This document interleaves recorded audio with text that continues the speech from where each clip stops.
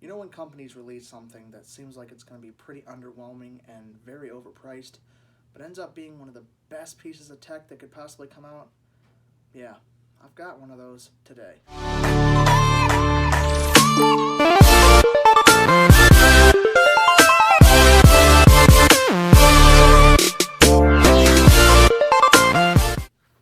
What's up guys, DEO Productions back with yet another video. If you didn't like the MacBook Pro unboxing, and if you didn't watch the 2018 Apple event, go ahead and click it here and here for your recap. So every once in a while, companies obviously come out with tech that seems like it's going to be pretty underwhelming, overpriced, something that not many people are going to buy, but ends up being one of the best and becomes the gold standard of tech. They seem like it's not going to fit because everybody else seems like they're doing it, but yet they seem to do it the best, and they have something that everybody looks at and says, yeah, that's better than everything else out there, even though it's nearly $200 more. So if you haven't figured out what it is, just take a look at the title and you'll figure it out. It's the HomePod. It's a new smart speaker offered by Apple that is going to be taking on the likes of the Google Home, the Google Home Max, and Amazon Alexa in the speaker space. So without further ado, let's get to the unboxing, start setting it up, and see where it really fits in that space. So here's our box. It's a massive box. There's our utensil we're going to use to open it. And here we go. Awesome security seal right at the top.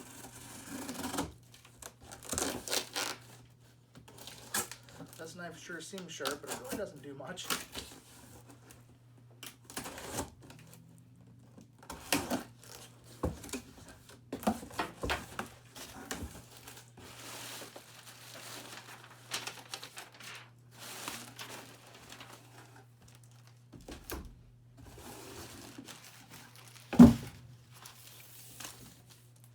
And there we have it, the HomePod.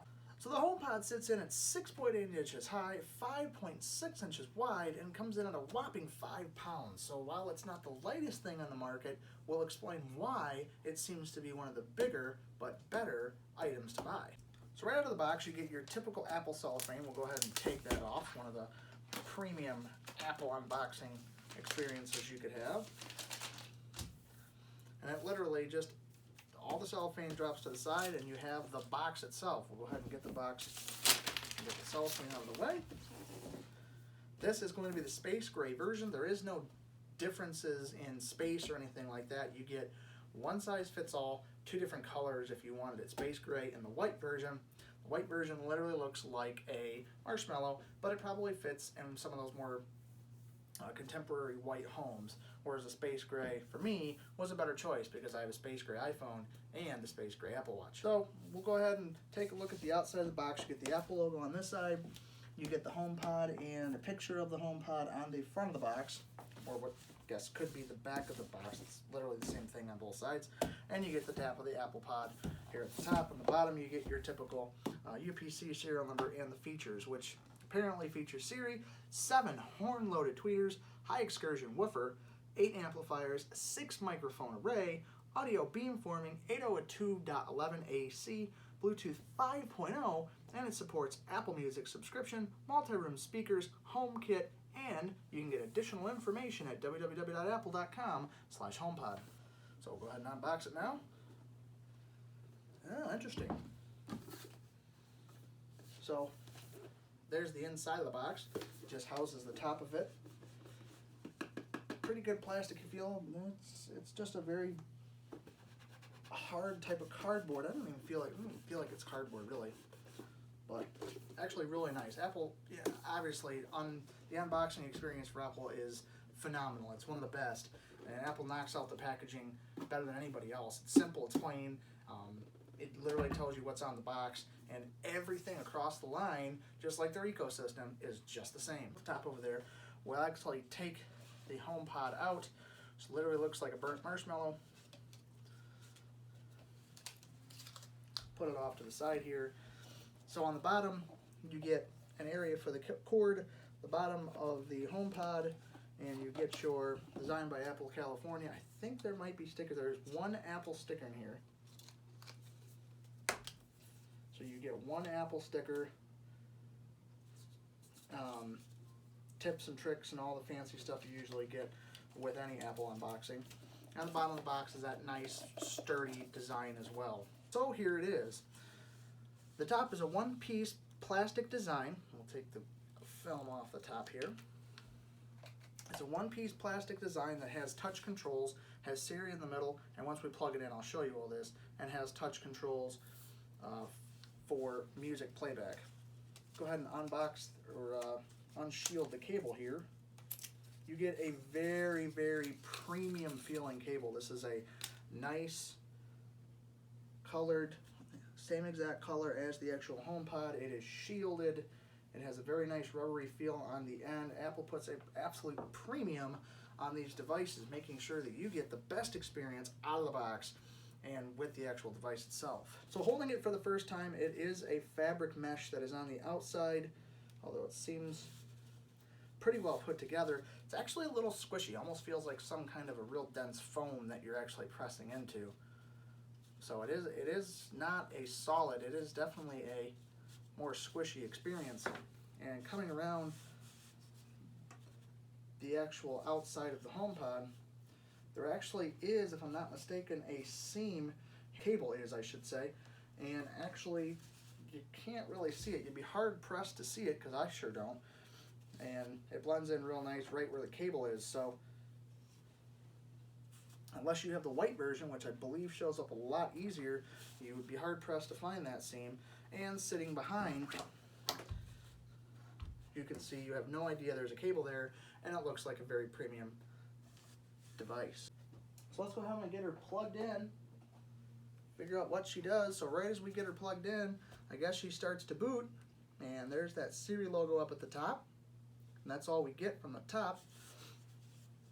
Now on the very bottom of the device is this very premium rubber feet. Ooh, that's nice. So I guess she's booted up now.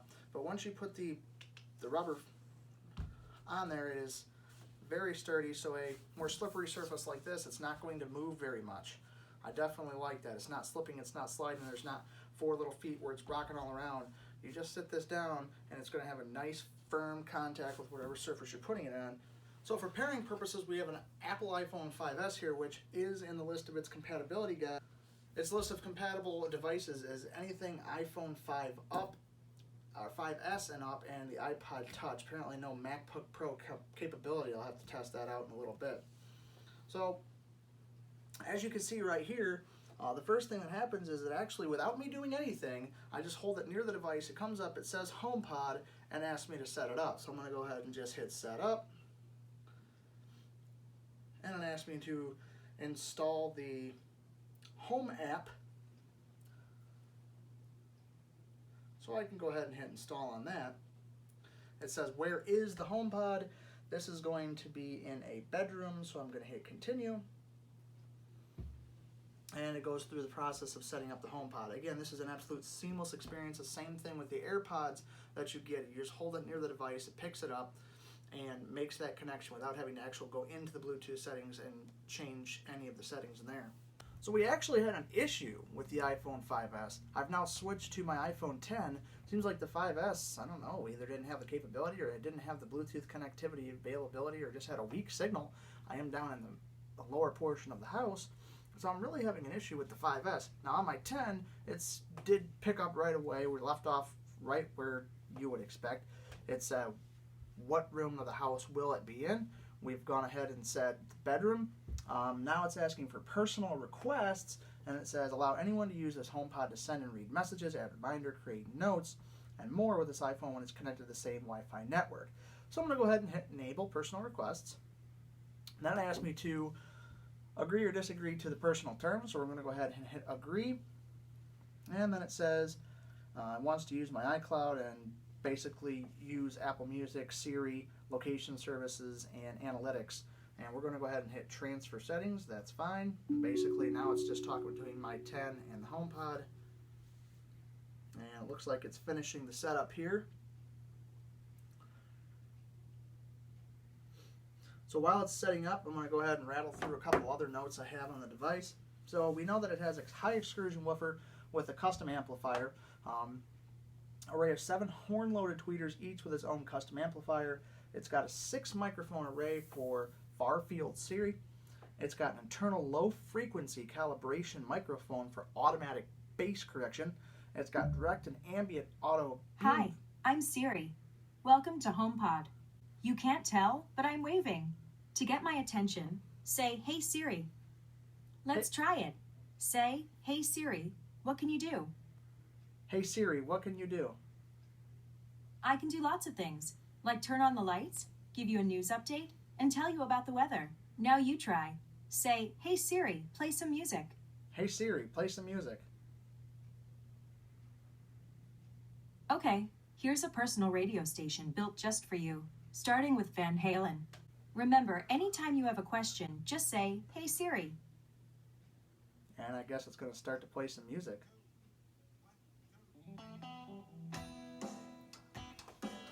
So it has started playing Van Halen. That is pretty awesome, straight out of the box. It has tried asking me all these questions, and I'm just going to hit done on the screen to finish the setup. So I've just tapped once on the top to pause.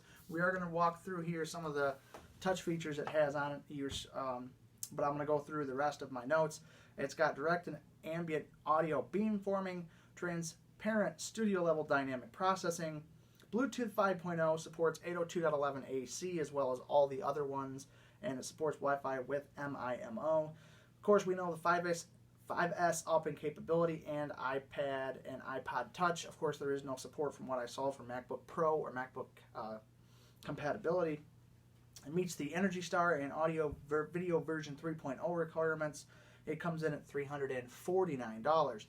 Rather expensive considering the other offerings out there from Google and Amazon. Of course, it comes in 2 colors, white and space gray, and does it have a removable power cord? That's the question. So technically, no.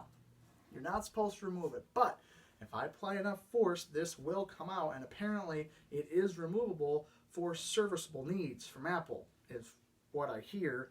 But I am not going to take a chance with a $349 Marshmallow. Got that sleeve premium power cable we talked about earlier. It's got a really, really nice feel, premium unboxing experience. Everything about this device is absolutely amazing. Of course, it even has a feature where once it's in the room, it can sense where it is by sending sound waves off the surrounding areas and making it so that it beams that out into the room so you can hear it the same from every angle. So if I'm back here, if I'm over there, if I'm behind the camera, or if I just step to the left or right, I can hear it exactly the same no matter where I am. And of course, that is better for Siri, so it can bounce off the wall and hear Siri requests a lot better as well. So some of the touch controls that you have on this device is tap or hold, plus or minus for volume up or down. Touch and hold for Siri, Siri double tap to skip, and triple tap to skip back. So we're going to go ahead and tap the top, which should theoretically continue playing my song. And it does. And once I do that, on the top you have the plus and minus buttons, which allows me to turn down the volume all the way down.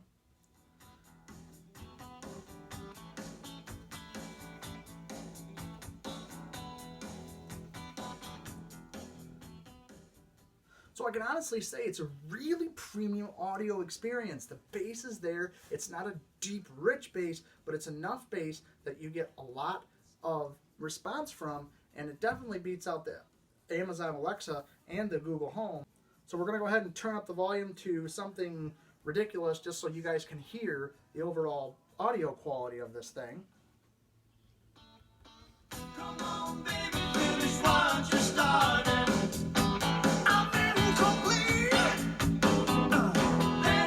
So I can honestly say it's one of the better speakers that I've heard. Of course, I have a JBL at my place of work, and I also have the Google Home upstairs, and it actually blows both out of the water.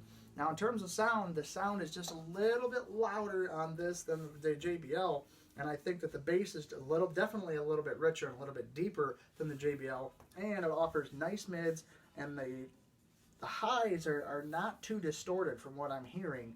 I really like this. So I'm going to actually move it around the room a little bit because I want you to experience, if I move it behind these boxes over here, that it does seem to change what I hear a little bit, and then it's trying to find that room and be able to adjust to it.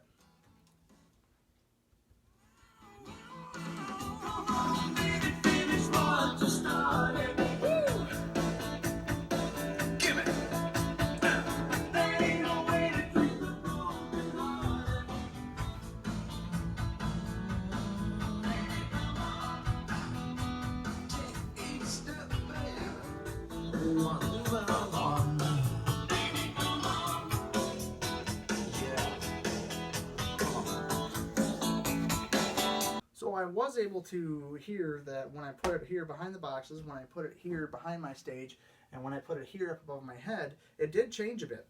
Before it was more front facing here when I was behind the boxes, but then it started to change and I felt like it was coming from right at me, almost as if I had turned it 90 degrees. And then when I put it up here, it felt like it was over here, but then all of a sudden it started to come off this wall. And I swear, it really is magic. Available touch features, it says touch to pause, touch again to play, Siri double tap to skip. So as you can see, the touch features do end up working. They are pretty unique. And now we're going to go ahead and test some of the Siri capabilities. Hey Siri, what's the weather today?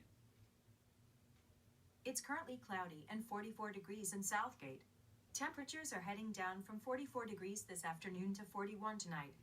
Hey Siri, who is the current president of the United States? The answer I found is Donald Trump. Hey Siri, tell me a joke. I don't really know any good jokes. None, in fact. Siri's a joke. Hey Siri, what's 36 times 54? 36 times 54 is 1,944. Hey Siri, why are you better than Google? I only try to best myself. How much does the iPhone 10 cost? Apple.com should be able to help you with that. So it can't really give me much detailed information, and I haven't really asked that question to the Google Home or the Amazon Alexa to see what their answers are. But in terms of, well, let's just say we know the Siri shortcomings. Siri is pretty bad compared to all the other voice assistants out there. Definitely Google probably is on the top there with Amazon Alexa, very close behind in my eyes.